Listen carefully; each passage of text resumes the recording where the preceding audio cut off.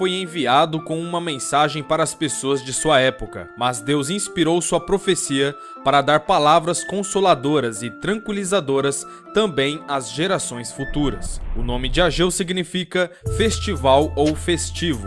Vem da palavra hebraica usada para representar ocasiões festivas e alegres, descritos no Antigo e no Novo Testamento. Então, no vídeo de hoje falaremos sobre a história do profeta Ageu. Meu nome é Lucas Dário e sejam bem-vindos ao Testemunhando Jesus Cristo. Onde aumentou o pecado, transbordou a graça.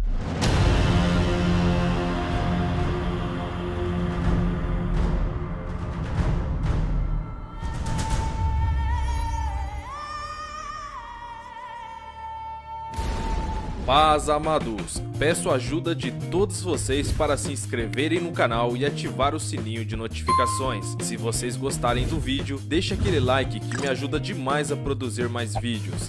Sem mais delongas, vamos pro vídeo. O capítulo 23 de Levítico lista os 7 festivais e dias sagrados anuais, organizados em ordem de decorrência ao longo de cada ano. As escrituras deixam claro que estes dias não foram instituídos por Israel ou pelos judeus, mas são descritos como as festas do Senhor, que ele instituiu como santas convocações ou assembleias ordenadas. Esses festivais solenes revelam um plano de salvação de Deus para toda a humanidade.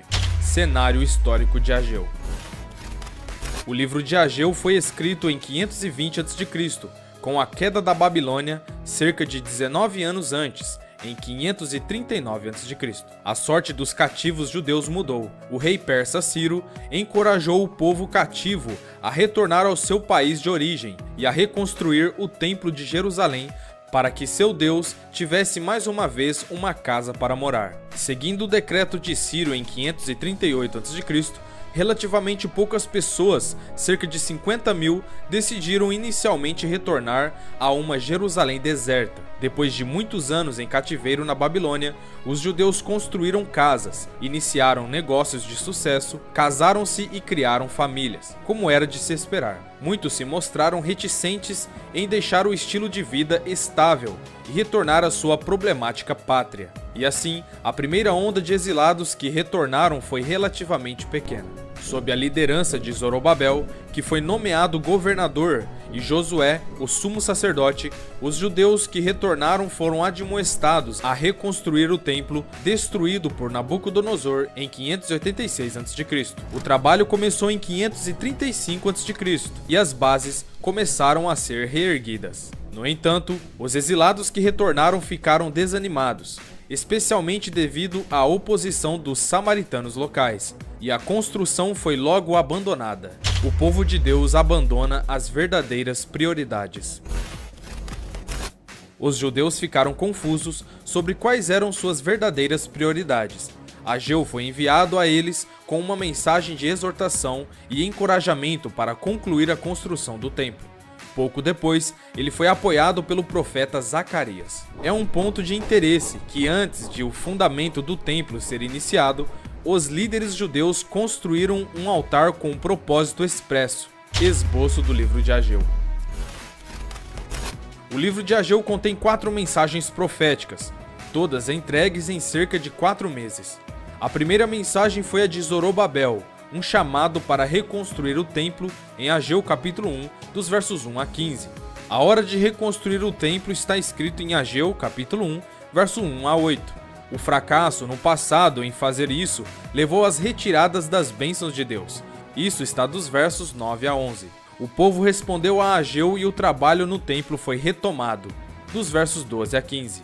A segunda mensagem foi para Zorobabel, Josué e o restante do povo, nos capítulos 2, verso 1 a 9. O templo de Salomão parecia muito mais glorioso do que este segundo templo, no capítulo 2, verso 1 a 3. Mas Deus encorajou os líderes, dos versos 4 e 5. Deus deu promessas de grandeza futura, dos versos 6 a 9.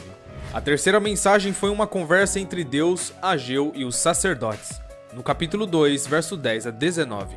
O povo foi contaminado e seus pecados foram condenados, dos versos 10 a 14. Deus deu uma promessa de purificação e bênçãos, dos versos 15 a 19.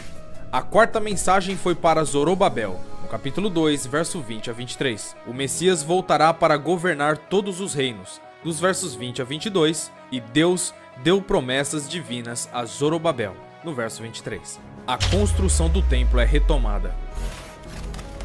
O povo estava se desculpando por não terminar a casa de Deus, dizendo: ainda não é chegada a hora em que a casa do Senhor deve ser construída. Deus deixou claro por meio do profeta Ageu que o tempo realmente havia chegado. Os líderes e o povo atacaram a admoestação de considerai os vossos caminhos, no capítulo 1, verso 5. E o trabalho no templo foi retomado. A resposta de Deus foi: estou com você, no capítulo 1, verso 13. Uma das declarações mais encorajadoras que alguém pode ouvir. Se considerarmos a história de Israel e Judá, Ageu foi um dos poucos profetas a provocar uma resposta tão favorável e obediente do povo. A retomada da construção do local do templo ocorreu em 520 a.C. e o templo foi finalmente concluído em 516 a.C. A cerimônia de dedicação ocorreu durante a Páscoa e as festas dos pães asmos. De problemas a bênçãos.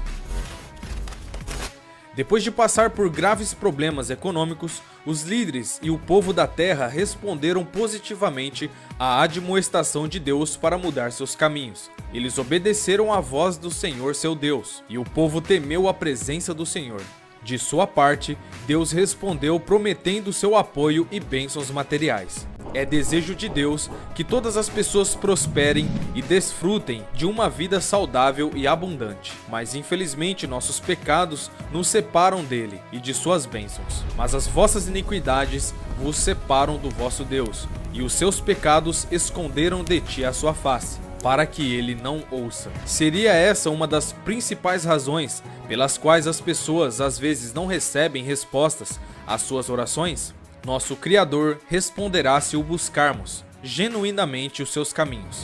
Mas para este olharei, para aquele que é pobre de espírito contrito e que treme perante a minha palavra. Como as pessoas durante o tempo de Ageu mudaram sua atitude para com Deus, ele substituiu os problemas que estavam enfrentando por bênçãos. O desejado de todas as nações aparecerá. As profecias do tempo do fim fazem parte das mensagens gerais que Ageu transmitiu, incluindo a esperança do retorno de Jesus Cristo para estabelecer seu reino na terra. Em Ageu capítulo 2, versos 6 a 7, Deus se refere a um tempo em que, mais uma vez, abalarei o céu e a terra, o mar e a terra seca, e abalarei todas as nações. O versículo 6 é um único versículo do livro de Ageu citado no Novo Testamento, em Hebreus capítulo 12, dos versos 26 a 28. Mostra que este abalo final da terra deixará apenas aquilo que não pode mais ser abalado, que é o reino de Deus. O versículo 7 se refere à vinda do desejado de todas as nações, que encherá o templo com a glória maior do que a glória do templo de Salomão.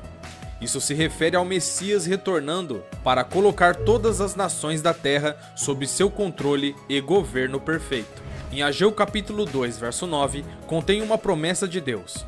Veja, e neste lugar darei paz. A frase neste lugar é uma referência a Jerusalém e só pode se referir ao futuro, uma vez que a cidade e a região nunca experimentaram realmente a paz desde que Ageu escreveu.